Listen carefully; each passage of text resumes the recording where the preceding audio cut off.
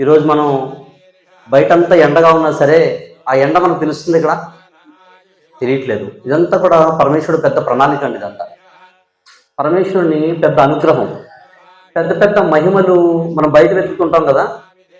మీరు మీ పిల్లలకు చెప్తూ ఉండండి, మీ పిల్లలకి ఇవి నేర్పిస్తూ ఉండండి. మహిమలు బయట కాదు, మన చుట్టూనే జరుగుతూ ఉంటాయి. ఎలా జరుగుతుంటాయి? ఎక్కడ?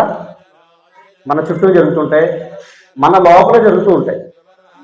ఒకసారి అందరూ కళ్ళు మూసుకోండి. ఇప్పుడు మీకు ఏమైనా కనిపిస్తుందా? కళ్ళు తెరవండి ఒకసారి. అన్నీ కనిపిస్తున్నాయి లేదా? ఇదో పెద్ద మహిమ, ఇది పెద్ద మెరాకిల్. మనం తెలుసుకోలేకపోతున్నాం. ఇది మహిమో కాదు, మెరాకిలో కాదు మనకు తెలియాలంటే కళ్ళు లేని వాళ్ళని అడగండి. కంటి చూపు లేని వాళ్ళని అడిగితే మీకున్న ఈ గొప్ప అనుగ్రహం ఏంటో మీకు తెలుస్తుంది.